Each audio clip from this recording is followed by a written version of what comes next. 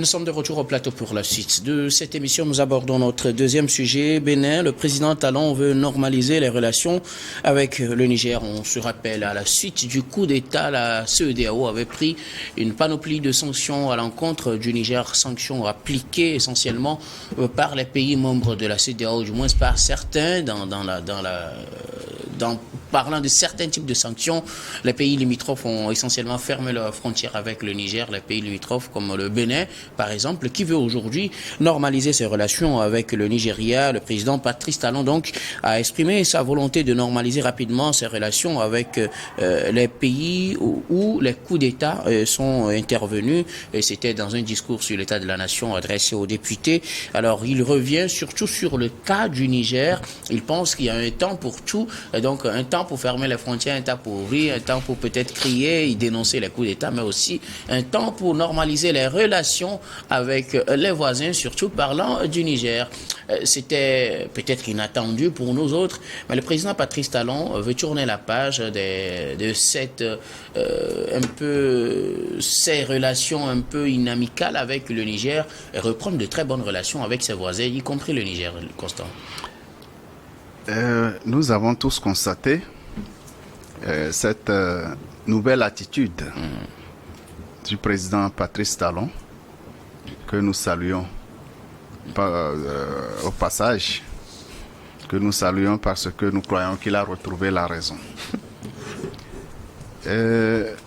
Sur ce même plateau, lorsque Patrice Talon a pris le pouvoir au Bénin et a entamé des réformes qui ont fait beaucoup de bruit, nous faisions partie de ceux qui soutenaient ces réformes, que beaucoup traitaient d'antidémocratiques, patati patata, mais c'était pour mettre de l'ordre dans la vie politique du Bénin et lancer le pays sur la voie du développement. La seule fausse note, c'est qu'il est tombé très bas.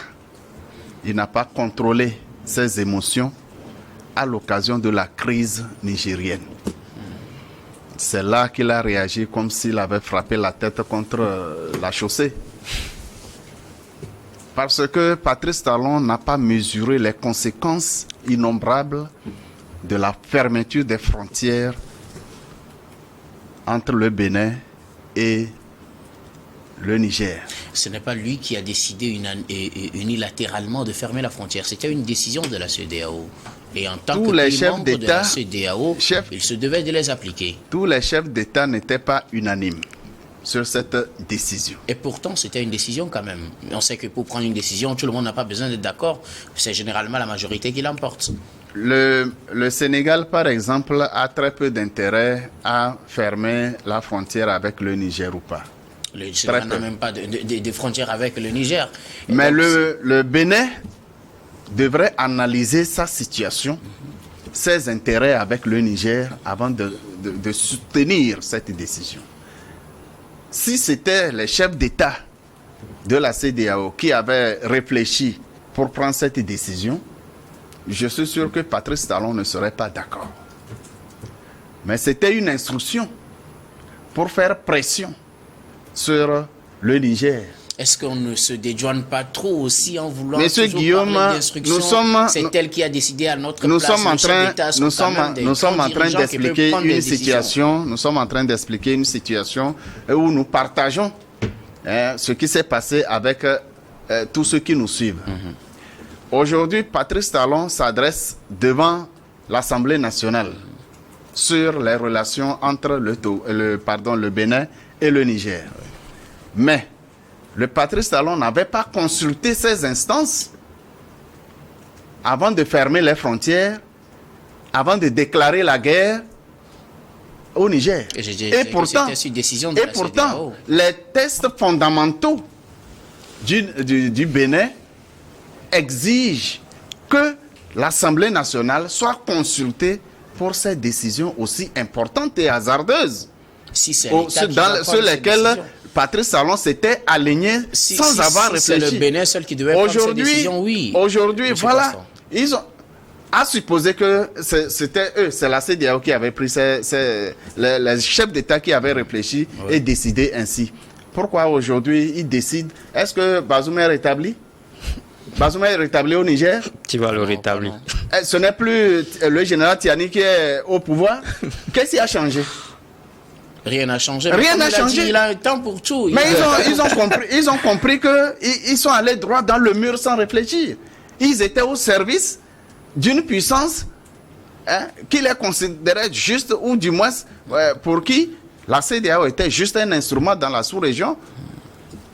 Aujourd'hui, la France plie définitivement bagage du Niger et le Bénin veut normaliser ses relations avec, autrement dit, le trouble fait qui était venu semer la zizanie, s'est retiré et les chefs d'État, les Africains, entre eux, comprennent qu'ils n'ont pas d'intérêt à se séparer.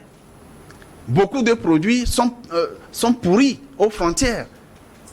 Les produits béninois, bien sûr. Et il faut avoir le courage de le dire. Parce que nous parlons pour l'avenir. Ah oui. Aujourd'hui, Patrice Talon a retrouvé la raison. Et nous le félicitons pour cela.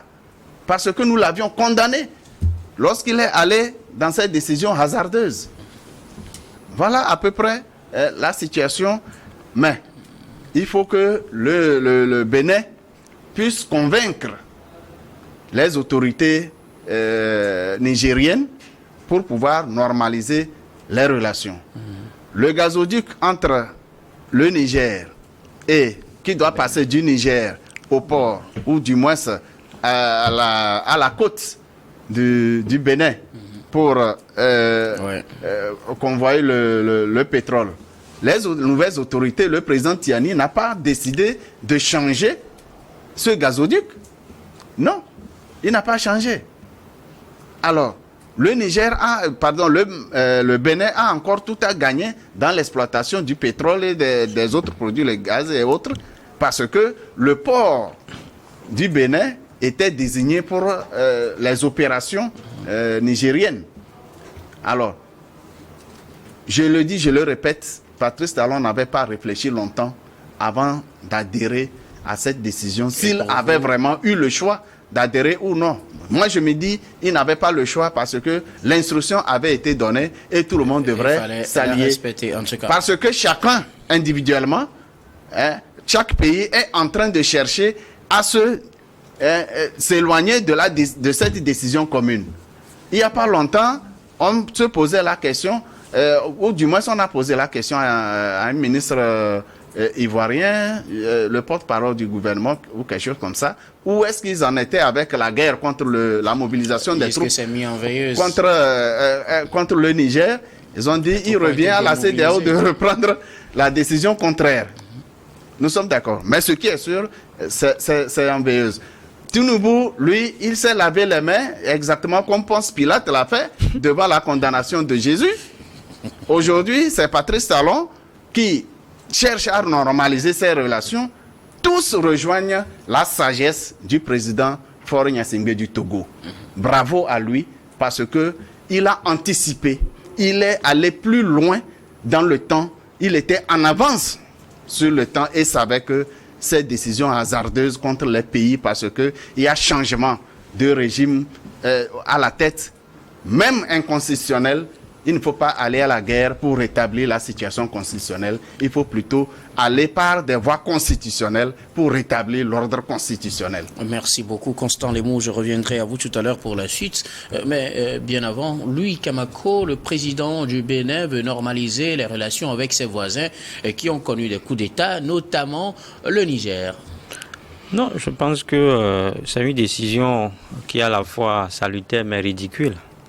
Ridicule parce que ça... Comment une chose peut être ridicule et en même temps salutaire? Salutaire parce que les sanctions... Pardon, salutaire. Ouais, salutaire parce que là je vais être très bref là-dessus. Salutaire parce que les sanctions prises par la CEDEAO en fait pèsent également sur le peuple béninois. Et donc si aujourd'hui Patrice Talon décide de normaliser ces relations-là pour que ces sanctions-là, peut-être pour que par exemple les frontières qui sont fermées soient réouvertes, ça va profiter aux Béninois. C'est pour ça que je dis que c'est salutaire. Mais en même temps c'est ridicule. Pas ridicule parce que ça montre combien de fois les gens étaient dans l'émotion dès le déclenchement de cette crise nigérienne. Est-ce qu'il n'y a pas aussi quelque part une raison de se comporter ainsi quand on sait qu'on est chef de l'État et que ce qui arrive aux voisins peut nous arriver, on le dit? Non, un vrai politique, un vrai politique ne se comporterait. Non, laissez-moi vous dire, sur ce sujet, c'est-à-dire que dans ces situations-là, M. Talon nous a prouvé qu'il est plus des technocrates que politique. Un vrai politique ne va pas justement rentrer dans ce sujet-là comme ça à la va-vite. C'est-à-dire que sans peser le pour et le contre. Et quand vous parlez justement des sanctions de la CEDEAO, on a vu ici le rôle prépondérant que Patrice Talon a joué dans la prise de ces sanctions-là contre le Niger. On n'était pas au Bola Tinubu, Bola Tinubu, il venait juste d'arriver. Ses premières réactions, de ses déclarations. Que Patrice Talon, le président béninois, Alassane Ouattara, Sénégalais, Macky Sall, on a vu combien de fois il était tous friand, en fait, en demandant à la CEDEAO, appuyée justement par la France, de sanctionner le Niger. Et aujourd'hui, on en est là. Et c'est eux justement qui ont décidé à ce qu'il y a une intervention militaire au Niger. Et on a vu des gens... Ils ont approuvé quand même. Mais je pense que les informations, on l'avait tous ici et ça sautait aux yeux. On n'est pas obligé de tourner autour du pot maintenant. Est-ce que vous voyez? Donc, comme je le dis, un vrai politique, en fait, ne va pas tout jeter comme ça dans cette bataille-là, sans... Quelqu'un disait par exemple, sans au préalable consulter au moins l'Assemblée nationale. Vous dites qu'il s'agit de la CEDEAO et qu'on n'est pas obligé de consulter qui que ce soit. Mais au Nigeria, je pense qu'à un moment donné, Bola Tinubu a été bloqué par son Sénat. Après, sur la question de... Mais c'est aussi après la prise de cette décision qui s'était imposée à eux tous. Oui, mais c'est une décision qui a été prise. Et nous, on disait que c'était une décision juste pour décourager, que ça ne prendra pas effet. Parce que après, on ne décide pas d'intervenir comme ça. On ne décide pas d'intervenir militairement comme ça dans un pays où tout le monde a ce qu'on appelle la souveraineté nationale. Donc, quand vous voyez Patrice Talon, qui justement a milité à ce que des sanctions soient prises contre le Niger, mais le Niger et le Mali, ou bien le Bénin partagent une très longue frontière avec le Niger. Donc aujourd'hui, tout cela se retourne contre le Bénin. Et donc ça, c'est le côté économique de la chose. C'est-à-dire que quand vous allez au port de Bénin, sur le côte, sur le golfe du Guinée, tout est aux arrêts, les activités, ça ne marche plus.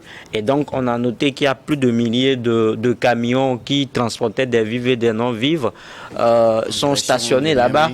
Et donc, les denrées se retrouvent à un moment dans un état de pourrissement total. Et à côté, les gens meurent de faim.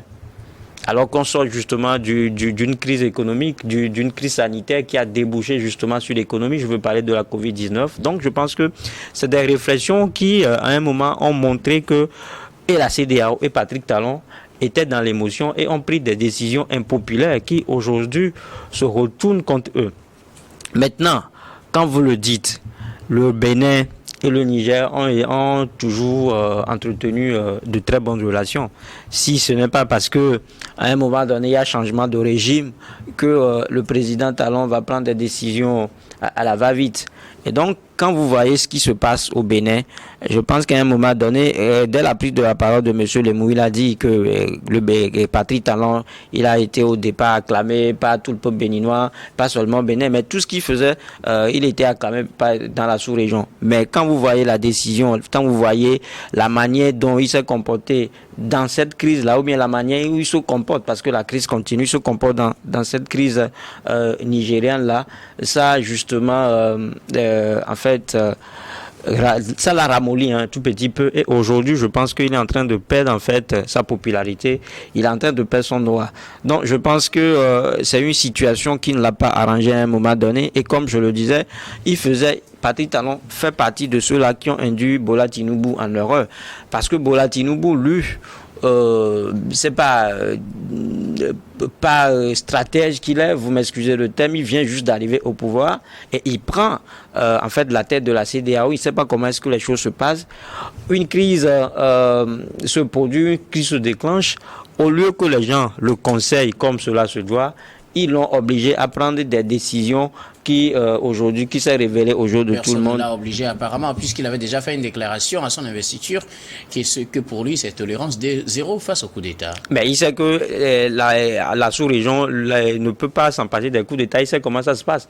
Quand on vous dit par exemple que avant d'aller à une élection, c'est que les tests constitutionnels ne doivent pas être touchés 6 mois avant l'élection et que personne ne le voit, ça peut être, tout le monde ferme les deux là-dessus. On est là, on modifie les tests du jour au lendemain, on modifie les tests nuit et jour et personne ne dit rien. Ça, c'est un coup d'État. Après, ça aboutit sur des coups d'État constitutionnels. Et là, parce que ce sont toujours des civils qui restent au pouvoir, il n'y a pas mort d'homme, on pense qu'il n'y a pas de coup d'État. C'est quand les militaires ils prennent le pouvoir que les gens pensent qu'il y a un coup d'État et tout le monde essaie de jaser, tout le monde essaie de donner de la voix en restant dans son petit coin. C'est des choses en réalité qui n'arrangent pas. Et donc la situation est qu'il devait être dans Maman Bola Tinubu doit d'avoir savoir que c'est le contexte en fait dans lequel évolue la politique dans la sous-région ouest africaine. Et donc quand c'est comme ça, quand vous tenez de tels discours, vous devez également, il doit normalement mettre les moyens à sa disposition pour justement parvenir à sa politique. Il ne l'a pas fait. Du jour au lendemain, les gens l'ont dompté et le général Tiani et ses éléments l'ont dompté en justement, ils ne l'ont pas dompté, mais ils l'ont défié en faisant un coup d'État et dû justement entouré de mauvais conseillers, il a pris des décisions qui s'est révélées en fait au bout de tout le monde illusoire. Donc comme je le dis, aujourd'hui, Patrice Talon, c'est peut-être le retour de l'enfant prodige à la maison. Quelqu'un disait qu'il a retrouvé la raison. Maintenant, encore faut-il que ce retour-là soit sincère et franc de la part de Patrice Talon. Maintenant, il ne peut en être autrement parce que vous savez que tout récemment, il a été cité parmi les médiateurs, bien facilitateurs de cette crise-là. Il ne peut pas être médiateur ou facilitateur s'il reste toujours en foi avec les autorités nigériennes. Donc, c'est un peu justement sur cet aspect tout à l'heure. Voilà. C'est aussi ça qui a expliqué le fait qu'aujourd'hui, il décide de retourner la veste. Puisque vous avez déjà répondu à cette question, je m'en vais aussi la poser à Constant Lemou, n'est-ce pas? Peut-être parce que Patrice Talon aujourd'hui se retrouve dans ce trio de chefs d'État qui doivent gérer les négociations avec le Niger, qu'il pense que le mieux serait déjà de normaliser les relations pour pouvoir faciliter cette entente ou ces discussions. Je pense bien que Patrice Talon jouait déjà un premier rôle parce que dès le début de la crise et à la réunion de la CEDEAO, le président Tinubu l'avait déjà désigné pour une démarche auprès des autorités nigériennes. Sauf que le déplacement n'a pas eu lieu. Le déplacement n'a pas eu lieu, puisque lui-même, ses frontières étaient fermées à double tour. Naturellement, je ne sais par où il devrait passer pour aller faire sa mission de bons offices. Aujourd'hui, l'ensemble de la CEDEAO, des États de la CEDEAO qui étaient partis ou bien qui ont évolué de la guerre à la négociation, trouvent que c'est mieux d'aller dans le sens de la paix. Bravo. Vous avez bien dit, c'est une décision qui s'était imposée à tous les chefs d'État de la CEDEAO. Oui, une décision qui leur avait été imposée. Parce que si les... Non, pas du tout. Je répète, si les chefs d'État réunis avaient à discuter, prendre une décision pareille, je suis sûr que chacun se sentirait obligé de revenir consulter les institutions qui doivent leur permettre de prendre ces décisions. Voilà. Et puisque ça n'a pas été fait, et qu'ils ont accepté tout de suite, tout azimut, d'aller en guerre, alors que pour aller en guerre, il fallait consulter l'Assemblée nationale, il fallait consulter le Sénat, ainsi de suite. Et même les chefs d'État, les chefs d'État-major, les officiers de l'armée, ils ont appris la décision sur les antennes avant que les chefs d'État ne reviennent chacun dans son pays pour demander la mobilisation des troupes. Même la Côte d'Ivoire qui avait commencé la mobilisation des troupes et des ressources pour 3 mois de guerre au moins, finalement, on ne sait pas si ces ressources qui étaient destinées sont... récemment, il y a un pasteur qui est arrêté en Côte d'Ivoire pour avoir... parler du salaire des policiers et des corps habillés, Mais je ne sais pas pourquoi on est prêt à mobiliser des ressources pour faire la guerre, pour tuer, plutôt que de faire la même chose pour soulager les peines, pour permettre aux gens de vivre beaucoup plus tranquillement. Je dis Samuel, plutôt Guillaume. Au niveau de la CEDEAO, il est clair que le comportement des présidents dépend, les comportements dépendent de comment ils sont arrivés au pouvoir.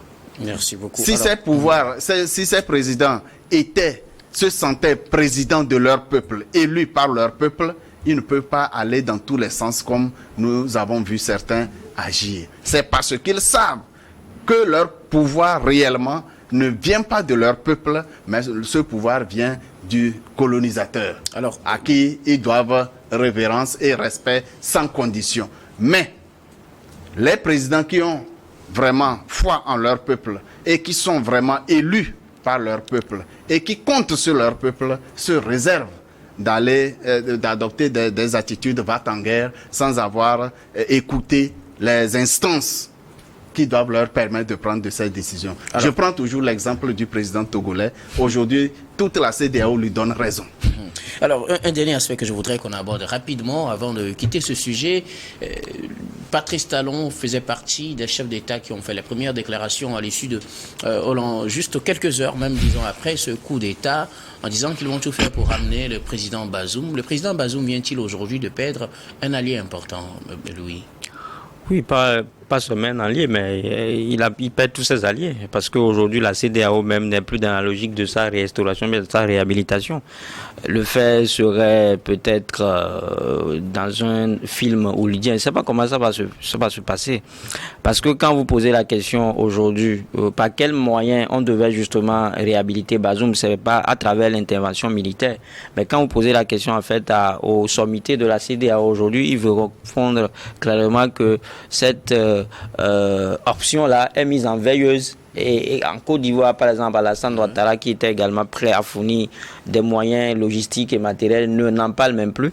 Et même le président nigérian, Bola Tinubu, qui a été court-circuité par son Sénat, même les présidents, tous ces présidents, la Patrice Talon qui justement aussi voulait que la CEDEAO intervienne militairement, vient justement de déclarer qu'il veut normaliser ses relations avec le Niger. Mais attention, parce que c'est là où je disais tout à l'heure que cette décision-là de normalisation de ces relations-là soit sincère de la part de Patrice Talon, parce que quoi qu'on dise, jusque-là, la CEDEAO n'a pas dit son dernier mot. Ça te dit que la menace plante toujours sur le gouvernement ou bien sûr le régime de Tiani. Surtout que tout récemment, on a distillé sur les réseaux sociaux un plan d'intervention venant de la France. Est-ce que vous voyez? Donc ça veut dire que cette façon-là, c'est peut-être de détourner les attentions, c'est peut-être de distraire les gens. Donc dès que le Bénin va peut-être vouloir être ami, entre guillemets, avec le Niger, ça va peut-être constituer un pion ou bien, c'est-à-dire un taupe en fait, pour ces présidents de la CEDEAO, bien pour la France qui veut justement intervenir en fait au Niger. Donc je pense que tous les moyens pour la CEDEAO et pour la France, tous les moyens sont bons aujourd'hui justement pour réhabiliter Bazoum, même si, comme je le disais tout à l'heure, même si on sait que ce sera quasi impossible. Maintenant, il y a aussi ce qui se murmure sur les réseaux sociaux. Toujours est-il que l'information n'est pas vérifiée, qu'il y aurait une base française qui serait installée justement au Bénin. Donc tout cela aujourd'hui ne garantit pas en fait la sincérité dans la déclaration de Patrice Talon. Et donc, comme je le dis, ça revient aux autorités nigériennes de juger, de décider s'ils veulent justement eux aussi mettre la balle à terre ou bien s'ils veulent mettre de l'eau dans leur vin pour justement aplanir les divergences, parce que le Bénin et le Niger, ce sont des peuples frères. Il y a des Nigériens qui vont au Niger en fait à pied. Donc c'est comme le Togo et le Bénin quand je parle de la frontière de Saint-Vicondie et en fait il a continué. Voilà. Merci beaucoup à vous Louis Kamako. Constant Lemou, est-ce qu'on peut dire que Mohamed Bazoum perd encore un autre soutien de taille? Mohamed Bazoum n'est plus président du Niger. Si dans l'agitation, dans le feu de l'action, certains lui ont fait croire qu'il serait un jour établi président, s'il y a cru, c'est qu'il n'a pas compris ce qui arrivait au Niger et dans l'ensemble de la sous-région. Aujourd'hui, il faudrait que les chefs d'État, surtout au sein de la CEDEAO, au lieu de dire coup d'État zéro ou zéro coup d'État, il faut dire plutôt zéro mort à l'occasion de la prise de pouvoir. Aujourd'hui, les élections tuent, mais les coups d'État ne tuent pas. Alors, qu'est-ce qu'il faut préférer? Est-ce les coups d'État anticonstitutionnels on va pas quand même faire cette comparaison. Les élections qui tuent. Alors, dans quel cadre nous sommes? Où est-ce que nous allons? Dans quelles conditions? Il faudrait que les chefs d'État repensent les modèles de gouvernance, les modèles d'accession à la magistrature suprême. Il ne faut pas que ce soit une prescription d'une puissance occidentale. Il faudrait que les Africains décident eux-mêmes de comment ils entendent se gérer. C'est parce que le modèle de démocratie, le modèle d'élection démocratique, entre guillemets, est une prescription que les Africains ne se retrouvent dans aucun pays. Regardez ce qui se passe actuellement au Sénégal. On dirait que Macky Sall est en train de ravaler ses couleuvres.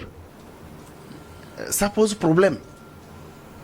Ensuite, retenons que la CEDEAO n'a pas créé les États qui la composent. Ce sont les États qui ont créé la CEDEAO. Ouais. Mais aujourd'hui, ce qui se passe au sein de la CEDEAO donne l'impression que c'est plutôt la CEDEAO qui décide de comment les choses doivent se dérouler dans les pays. Non. Non, ce n'est pas normal. On n'élève pas un chien pour que le chien donne le nom à son maître. Ce n'est pas bien. Est-ce que la comparaison aussi est... Ah oui! Aujourd'hui, ça donne l'impression que c'est la CEDEAO qui doit dire qu'est-ce qui se passe, qu'est-ce qui doit se passer ou non dans un pays qui prend des sanctions, même les plus illégales possibles, des sanctions qui détruisent l'ensemble des pays au sein de la CEDEAO. Le Bénin a beaucoup perdu sur le plan économique avec ces sanctions. Le Bénin n'était pas sous sanctions, mais le Bénin a beaucoup perdu. Les acteurs économiques du Bénin ont énormément perdu. Aussi bien que la population nigérienne et d'autres populations de la sous-région, beaucoup d'acteurs économiques ont perdu leurs affaires à cause de ça. Alors il faudrait qu'on repense la gouvernance de nos pays africains. Il faudrait que les présidents détiennent effectivement leur pouvoir de leur peuple pour pouvoir gouverner effectivement et savoir que les populations africaines on partage les mêmes valeurs. Aujourd'hui, les 3 pays du Sahel sont en train de mener un combat qui est le combat de toute l'Afrique. Je suis surpris que les autres pays regardent faire comme si ils étaient indifférents ou ce qui se passe dans les 3 pays ne les concernait pas. C'est surprenant. C'est l'occasion que tous les présidents, tous les peuples avancent vers les mêmes objectifs que les 3 pays du Sahel. En tout cas, c'est mon point de vue. Merci beaucoup à vous. Nous allons marquer la pause pour le journal, puis on revient juste après pour la suite de cette émission.